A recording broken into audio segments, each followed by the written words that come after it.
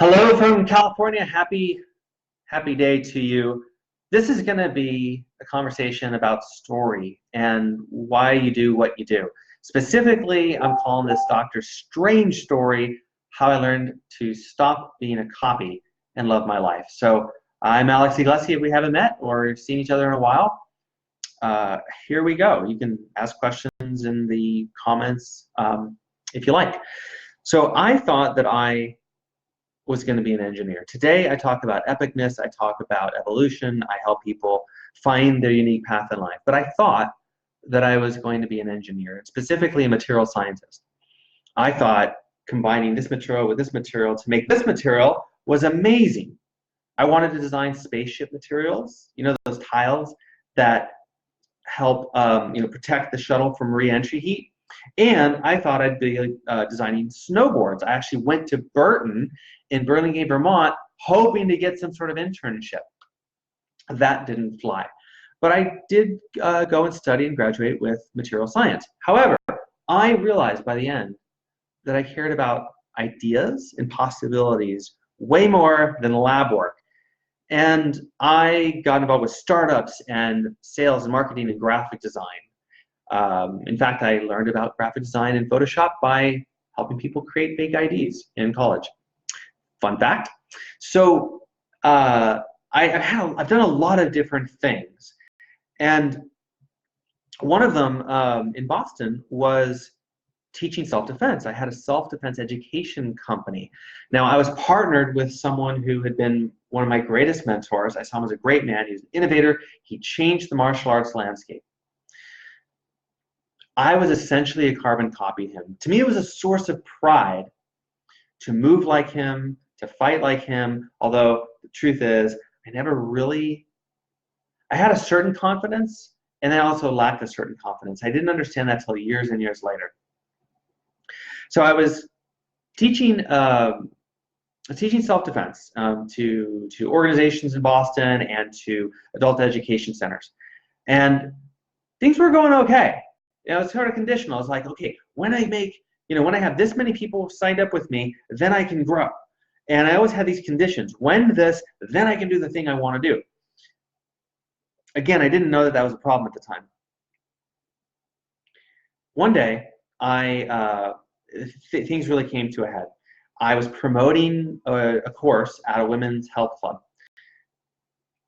There was a lady at the table. She was asking me about the course. I was explaining the course. And mostly, I was explaining my mentor. And I was explaining my mentor, and then more explaining of my mentor. And finally, she hit the table. Oh, sorry, Pop. Sorry, Pop. My bad. I love you.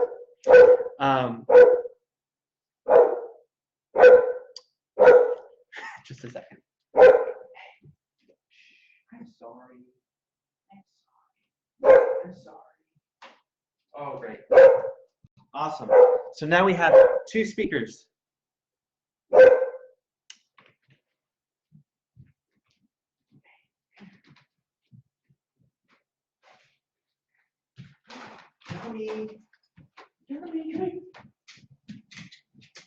Okay, so this was unexpected. As it is, go with the flow. Okay, so she hit the table, which I won't do again, and she said, I don't care about him. Who are you? I didn't know how to answer the question. I didn't, and it sent me spinning for a couple days. Like, this isn't my story. I'm not the guy who, got up and left the Midwest to go to Japan to study ninjutsu. I didn't do those things. Like, I was gifted a great mentor, and I had the ability to cultivate a lot of talents, but that wasn't my story, my drive. And that moment started in about 2003. It started more than a decade of searching. I'm celebrating right now the 4th anniversary of the Epic map, which was really a continuation of this epicness thing that I'll say a little bit about, that started in about 2006 or so. Hi, yeah, you like the snack. So it sent me spinning and looking for my story. Who the hell was I? I knew that I always loved the questions, or was hooked on the questions, who am I, and the hero's journey and stories. And so what happened is over the next couple of years, I used the self-defense, and I started teaching at a high-end sports club, and I knew I was on my way out. And I started to put my own spin on it, start to play with my own voice and what I really believed. And I found some interesting distinctions. And that was really fun and interesting, but it wasn't taking off. So I said at this high-end sports club in Boston, like, hey, can I be a personal trainer? I would never have had a chance of becoming a personal trainer had I just walked in off the street. I had no personal training background. But because I was there teaching hand-to-hand combat, and I knew the people, they said, yeah, sure. So I became a personal trainer.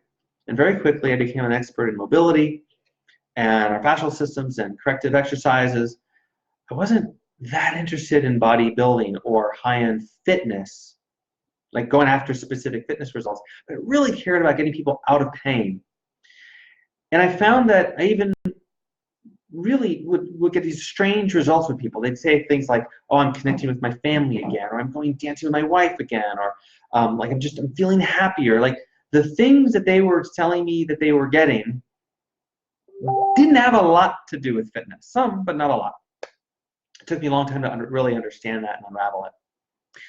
So here's where things got really weird for me. I was, gorging on information and practice to be a personal trainer. I started a meditation program at the center there. The first one that they had. I was the first one to bring kettlebells into the space. I brought my own kettlebells. I brought in the toe shoes, those, have you ever seen those toe shoes? I brought those in, and even though they told me not to. So I was just doing things that felt right and were actually a bit innovative, even though the company was not wanting to really invest in those sort of things.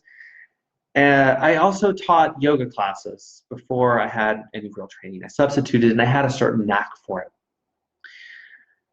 I was also studying conscious evolution and human dynamics and psychology. I was listening to things hours a day. I was listening to podcasts, early podcasts. And a question caught me that really has never let go. And the question, although it's changed a little bit in form, the question was, and I guess I have to say one more thing. One of the big influences at that time was a book called The Universe is a Green Dragon. And it was one of the few ways I was reading and studying what's called the epic of evolution, the big story of the universe, and how the universe started. And it, essentially you have a bunch of hydrogen, and you leave it alone for millions and millions of years, and you get giraffes and rose bushes and human consciousness. It was like that story I was enamored with. This is a version of the hero's journey in a way, although it turned out to be a bit more. So all these things were coming together, and the question I couldn't get out of my mind was, how would exercise change if we recognize that we're stardust? If we knew that we're stardust, we woke up every day knowing we're stardust, what the hell would exercise be? Because the only reason we're here in a gym is because we're trying to balance out these imbalanced lives of working to make money to live. It was this crazy cycle, and it just didn't make any sense to me. Out of that question, I started really questioning the mind-body connection. If we're in a yoga class and people are saying that they're feeling kinder and they're getting all these benefits from the mind-body yoga classes, then why is it? Is it because of what they're doing with their body, and that's having a direct relationship and impact? Is it because they're a captive audience to someone who is reading spiritual things or poetic things, or just saying whatever the heck they want to say that they think is right? And maybe you've heard this idea of an open body is an open mind. Well, if that's true, if there's this mind-body connection and it's one-to-one relationship like that, then why the heck are some yogis assholes? So these were the things that were going on in my mind in about 2004 to 2006. And so what I did was I did a master's in conscious evolution. For the next 2 years, I studied that along with the woman who became my wife, which is a different part of the story. So we did the master's in conscious evolution, and we knew, boom, we got to leave Boston. We left Boston. For the next few years, we lived in California, and I just kept exploring this epic stuff. What the heck is this epic stuff? I tried creating a fitness program called the Epic Workout, It was a great success, but for me, it was a great disappointment. Because I was trying to synthesize functional movement, like what do we do as humans with our bodies, and the hero's journey, and the yoga attitude of inquiry, which is how I understood it at the time. I called it yogic warrior conditioning, which no way would I do that now. Too insulting to what yoga is, no way. But back then I thought I was on the money. But people would come to the Epic workout and I'd have full classes and they liked it. They said they liked it and they'd say things like, oh, my shoulder feels better. And I go, no, you're not getting it. Or they'd say, I never knew I could do this many things with just my body weight and get all fit. I say, no, you're not getting it. So for me, because of what I was aiming at, and I didn't quite know how to name it except for the question, and I certainly didn't know how to really invite people to a different perspective then, it was a disappointment for me. So it was really difficult to believe that I had any value and that I had value in this program. So I really just stopped that and experimented with other things. So over the next couple of years, to make the rest of the story a little shorter, I kept trying to create and follow this epic energy where I didn't know what it was, but I kept creating this and then this program, and then I combined fitness with graphic facilitation, and then I became a Lululemon ambassador because they thought I was awesome, and I taught all across the Bay Area, and I got involved in a few different mind-body programs, and I actually found the mind-body connection that I was looking for. And just the little bit of that, the big aha there was, there was this mind-body program. At the time, it was called the 16 Ways. Now it's called Uzazu. I eventually became a business partner. But at the time, I was a skeptic because the premise was that there was such a unique mind-body connection that certain thoughts went with certain breath patterns, which went with certain movement patterns, which went with certain emotions, and then that was connected to different value systems and stages of conscious evolution. It's like, oh my God, this is what I've been looking for, but I was skeptical. In 2009, I was skeptical. It was 2009, I remember, because in the month of May 2009, I was so lost that I dedicated the month of May to figuring out, committing to figuring out what I'm going to do. Right? It was part of what's my story, but it's like, what am I going to do? What's mine to do? I had no freaking clue. And I got to go take a class in the 16 Ways, which later became Uzazu, which I then became a business partner with. But at the time I was skeptical. I was like, how can I really think that this is true? Because once you tell me what the movement is, how can I test it? So I really was skeptical. We were doing the class. I was at an introductory workshop, and we were doing some movements, and the movements were this movement and this movement and this movement and this movement, and we come back to the first movement, and I couldn't remember what that first movement was. And then we do the second movement, and the third movement, and the fourth movement, and I couldn't remember what the first movement was. This happened over and over and over and over and over. We were just doing movements. I didn't know what they were. But that one, I kept forgetting it. It was really frustrating because typically I can copy movements pretty well and learn them and start replicating them in my body. Well, it turned out that the movement that I kept forgetting had to do with the resonance of desire, of this connection is good. And that was what was completely off my map in May 2009, is what do I want? And it was a giant hole in my soul and my life. And that was when I realized this was the mind-body connection I was looking for, that kind of specificity. Since then, I've gone on to apply those principles in a lot of different ways to help people in lots of different ways and change my life, but there was still a big missing piece. And the missing piece was this. The purpose work that I did for the next few years, whether it was at men's groups or at spiritual trainings or with coaching, while I got myself more and more in debt and invested well over $50,000 just in coaching programs to help me grow my message. What I found was every time I came to some sense of clarity and purpose, it would disappear within a few days. And all these purpose statements and vision statements and mission statements, they were never right once I had articulated them. It was like another box and then another box. And I didn't generate much with them, not more than a day or so of inspiration. It was more, the more I went down that path, the more heartbreaking it was. And the more, of course, I was the wrong one. I was the one that, and this is where my wounds started to really show up, like how broken I believed that I was, how I was the problem. There's if everything in your world is breaking down, then maybe you're the problem. It was like obviously that, because everything I've tried, has turned to shit. Like it was just this deepening sense of crap. And a few things happened all at once. Some financial, some business-wise. 2015, and basically. I ran out of access to money. I'd spent my savings going for it.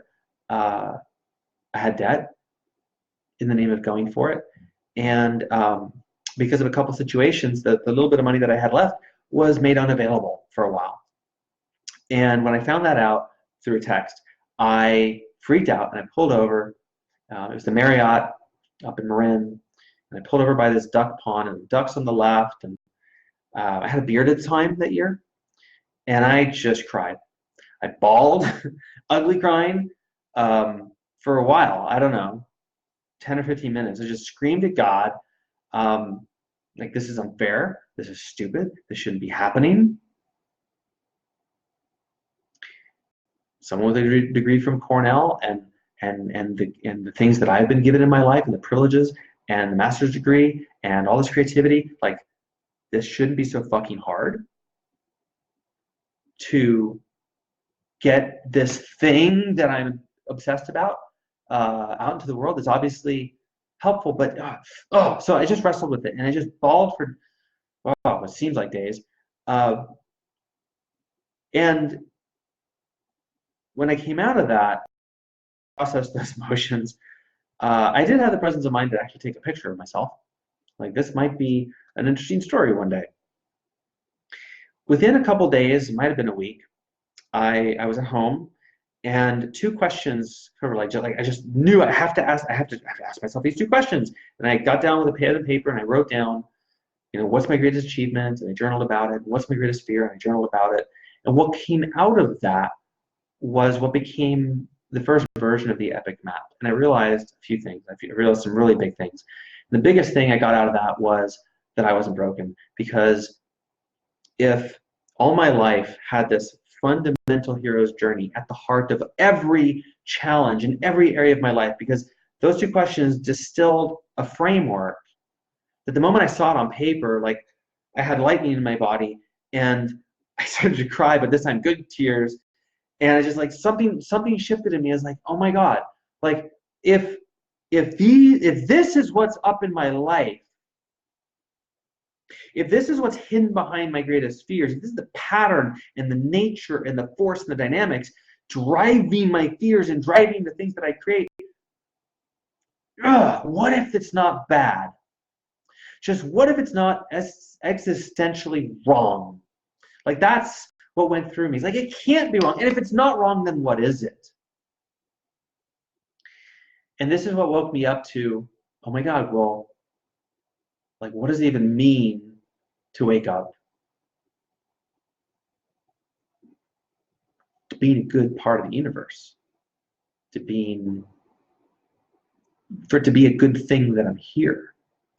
And that framework, that as I play with it more over the next few days, what I realized was, instead of being a box, like a purpose box, a purpose trap, a statement that you lock in, you have to get it right and judge yourself, it was an inside-out box. It was generative. And for months, if I touched in on that and generated from that, there was no resistance and no stuckness. It was, figuring out what to do, but it was much more dynamic, the way you just get in the car and go to the grocery store, than like sitting in the war room and trying to figure it all out ahead of time. So it started changing things. That was 2015, and within a few months, I got invited to go to Boston to present, and on the flight to go speak to 60 kids from all around the world at the beginning of a business building boot camp, someone had reached out to me, found me online completely out of the blue, and said, "Oh my God, you are bringing the missing piece with the mind-body connection for these kids who are going to build their camps, build their boot camp for their businesses." And I said, "Well, what do you want me to talk about?" I was like, "I don't know, fear and creativity and the mind-body connection." Like, okay, cool. Well, on the plane, I had a vision for what became 2.0 of the Epic map, and I understood what it was doing, how it was outlining someone's personal mythology in a way that intimately wove together their journey and what they were up to and where they were at in their own embodied unfolding, to use some fancy words. It's kind of like, how are you blossoming? And so instead of holding ourselves as these objects that have to get it right, and these Newtonian things that bump into each other and create businesses by struggle and obstacle, it was what we discovered with that group was by just scratching the surface at it and sharing was this amazing intimacy of vulnerability and creativity, and everybody found the right people to create groups with. And then when one of the kids would come up to me and say, "Hey, what do you think about my idea?" And he would tell me about his idea and why he thought it was a cool idea. I said, "Well, what's your epic statement? What's your epicness?" And he would tell me, "Oh, it's this and this." I go, "Well, of course that idea would come out of you, because that's what you do. That's just what you can't not do." It was just all like lit up. And it was so cool to have that X-ray vision for what someone was really doing and everything that they did. And that was when I really realized that this epicness, this epic statement, these epic maps were basically pointing to, what do you do? What do you really do when you're being you? Or what are you really up to as Stardust? Which I know sounds a little woo-woo, but it's so practical in a weird way. So within a month,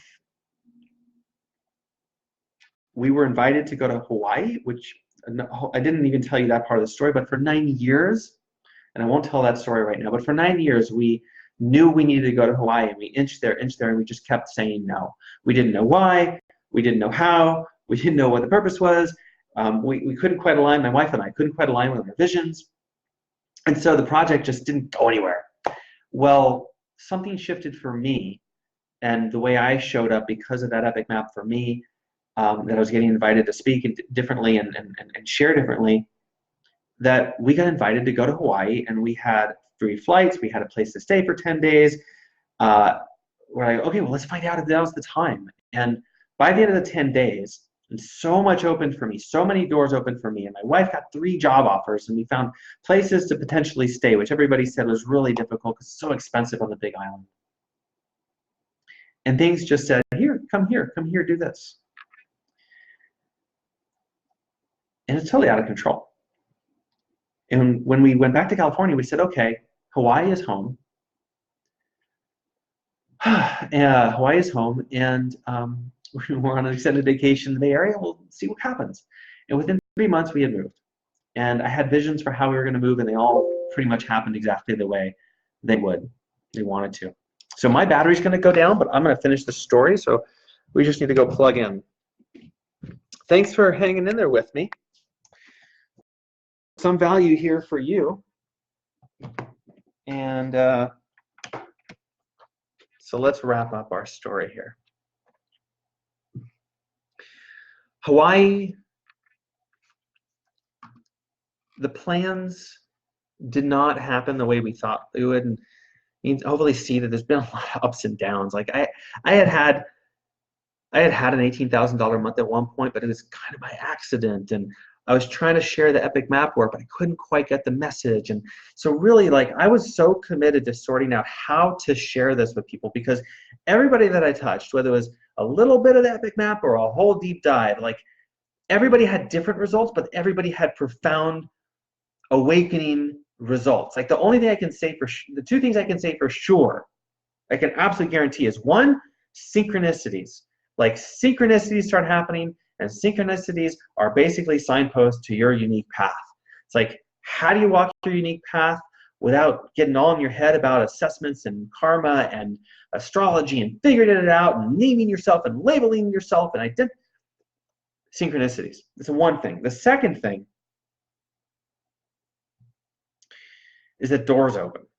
I mean, like whatever your path is opens up, and it happens.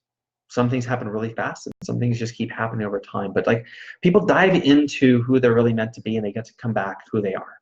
And those are the kind of things that I live for. But I had a hard time selling it. I really just had to wait for someone to come and say to me, I don't know why, but I have to work with you. And that happened randomly, just wherever I would show up. And our time in Hawaii came to a close because the surface things, even though I had been invited to contribute to different retreats, which furthered my process with the Epic Map and helped a lot of people, entrepreneurs and nonprofits and writers. One lady with her family, one lady who was really struggling with her mom's transition and her own writing, and I mean, it was really wild, the breadth that this Epic Map and Epicness was activating in people. And I was not finding my way making money on purpose. And I have to say that. Like the essence of it felt so true and so right and so trusting. And the form of it was like, oh, this is not working the way we want. And so we decided to leave Hawaii, and Beth said to me, do I want to come to Boston with her? And I said, no. I mean, I don't want to go to Boston. I want to go with her, but I want to go to Boston. I just knew in my heart that wasn't where to go. And what ended up happening was I got invited to go to Florida and to go to California before to go to Florida. And in California, I just connected with someone, and we created a leadership workshop based on the Epic Map, and it went really well. We just filled it with people right away, and it was really, really wonderful. I also just helped my brother and his wife move home. So that was really cool. So it was just a contribution wherever I went, which was the point of what changes when we know where start is. Well, you just are a contribution. And when you know what the contribution is, because you have a light framework that's generative, and you know how to access the flow of the contribution, the flow of life through you, and the way that you are a flow of life, then things are different, and the way we relate to strategy and tactics is different, unless we're not trusting ourselves. So I went to Florida, and I knew I was going to be there till my dad died. He had dementia. We had to move him to a care facility. I knew in my heart, I could see it, that I was going to be there till he died, and that's exactly what happened. And when that happened, which was beautiful, I was ready for it. So for me, it was a celebration. It was so many gifts for him, I think, and for me for sure. And my family in general in all that process. But the day he died, Hurricane Irma hit. We had to evacuate. We went to Georgia to evacuate. All sorts of amazing synchronicities and miracles happened there. And when that was done, we came back to Southwest Florida. I was invited to create the Wake Up Epic. It was a movement program, an exercise program based on activating our epicness. I was given money just to create it. Was told, like, do this. And it was the next step. So I followed that, and I did that. And it was really wonderful. And it took me to Boston. And Beth had been going back and forth from Boston to Florida. She had created some new work in Boston. And she was really exploring her career. I was like, hey, I don't care where I am. Home. Hawaii taught me what home is in my body. And home is where I am. And home is everywhere we go. And so I didn't care where I was on the planet. I didn't need to be in sacred places anymore. It's just like the world is sacred. So now what? We are stardust. Now what? So went to Boston. We were there, and I had said this. I knew in my heart, and Beth knew this too. We were aligned on this. We didn't want to settle in a new place. We didn't want to rent. We didn't want to furnish a place. We just knew these we don't want. And it's like out of that, it's like, well, what do we want? It's like, no, I know. We had the energy together for so much more than 13 years together at that point. We knew we wanted to travel. I said, look, for the price of an Airbnb, for a price of renting and furnishing in Boston or in San Francisco, we can Airbnb almost anywhere in the world. What I really want to do is go live somewhere for a while and then live somewhere else for a while, and then go live somewhere else for a while. And everywhere I go, I want to be a contribution to where I am, and I want to grow and receive a contribution, and I want to see through exploration what's really possible. Where can this go? What's the both and of doing it on purpose and really letting the flow happen? That's what I wanted. It was true for me. And what showed up for us was pet sitting. Never would have planned on that. But we started pet sitting, house sitting, and it's now been 2 years. We're booked for the next 5 months. It's gone so well. So more magic, more magic, more magic. As we have smoothed out the places in us that cause each of us to sort of hold back our intimacy in our marriage, or the places in me that hold back from being able to connect with people in ways that work for me and work for them about epicness or about money or about health and relationships. And there's been so much growth.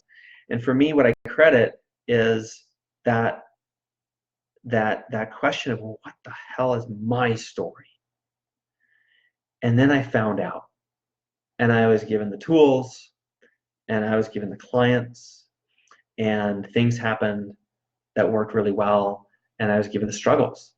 And so I'm really grateful for how I stopped being a copy and started to ask, what's my story?